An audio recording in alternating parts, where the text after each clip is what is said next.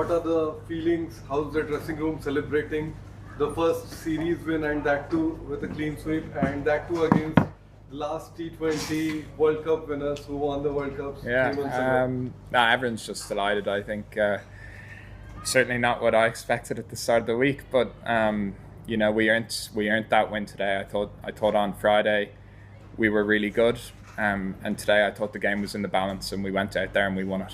And just so proud of everyone, the 11 players on the pitch, the 3 lads who weren't playing, and then all the support staff. It was a real team effort, and just couldn't be happier, couldn't be prouder of the team. Yeah. As a player, how big is this in terms of Irish cricket history? Beating a World Cup winning Indian side at home, that too clean sweep. How big is this in terms of overall achievement? Yeah, it's hard. It's sometimes that those things can be hard to measure, because when I was growing up, Ireland beat Pakistan 2007, beat England 2011. Like, they were so big for the sport. But I think as an achievement for a cricket team to go out there and beat the 2-time back-to-back world champions, like, they're such a good team.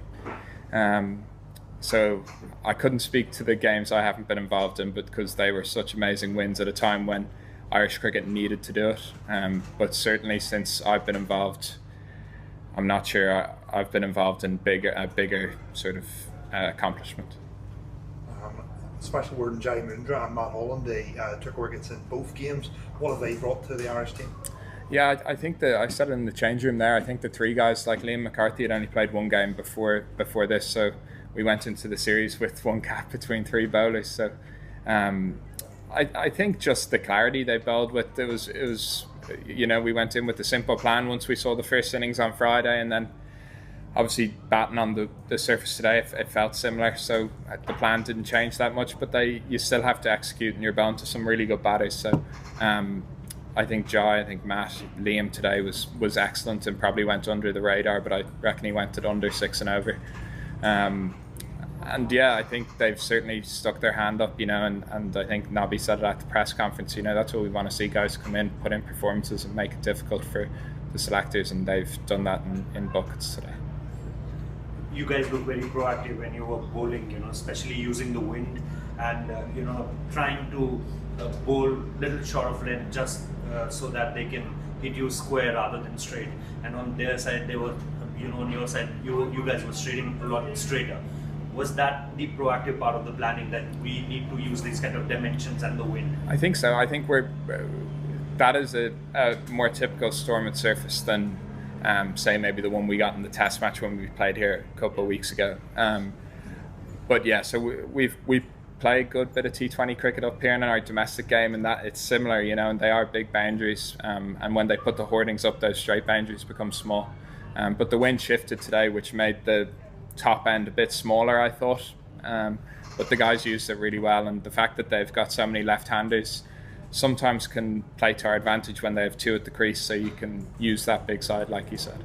Were you surprised that, many consider at this point of time that Vaibhav Suryavanshi, the 15-year-old, is the best T20 batter at this point of time, and he hasn't made his debut against you guys? I think surprised would be the wrong word. I mean, he is amazing. Like, what he achieved over the last 2 years in the IPL is phenomenal. But at the same time, like, I wouldn't want to be the one picking the team, because like Sanju came into the team during the World Cup and performed so well. Abhishek, #1 batter in the world, and Ishan played so well as well throughout the whole World Cup. So drop one of them if you want, So I think it's really difficult, but he's obviously a phenomenal talent, and I'm sure he has time on his side, doesn't he? So, but when the day comes that he gets his opportunity, I'm sure he'll go well. Thank you. Hi Harry, I was just sort of wondering in the bigger picture of Irish cricket, because obviously there's a great win for the women yesterday as well. So what can this whole weekend do as a whole, sort of in the immediate future and growing the game, but also in the long term?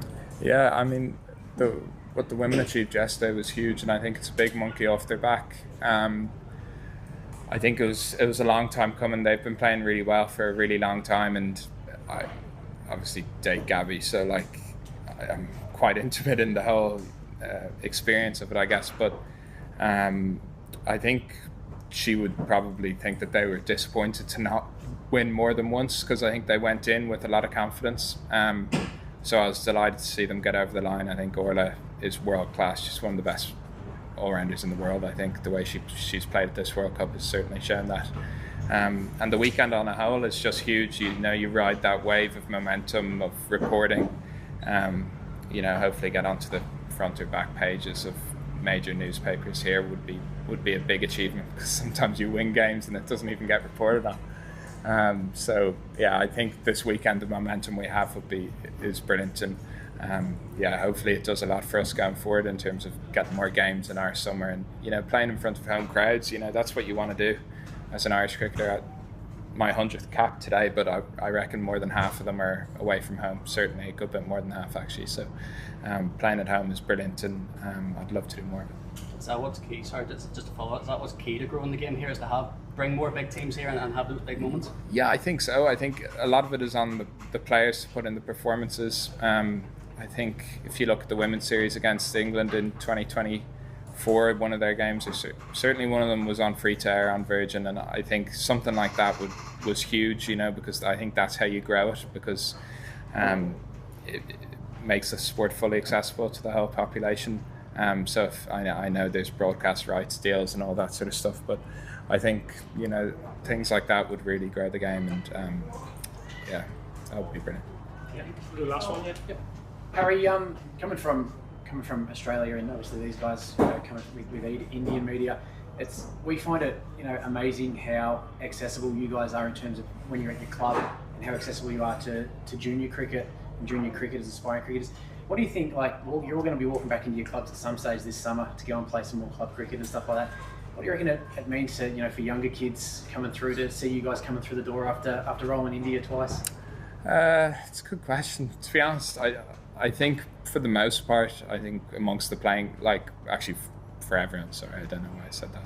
I think for everyone, there's very few egos. There's no ego in terms of you rock up. I know when I rock up to play for Pembroke, I'm expected to perform, and people there want you to win, and I think I don't want to play that much club cricket. I'd love to be busier, but I think it is big being accessible. I think Sturlo, when I first met Sturlo, was when I came into the Irish team, and he was almost like a mythical being, because I'd never met him, and he was such a good player, and now he's one of my very good friends. But I think being accessible to young players, even just young talented players who are coming up, and you can try and drive the direction of how the team plays and how they see cricket get played and what sort of intensity. So that's on us as players to go out there, and hopefully this sort of win inspires them, I think. Yeah.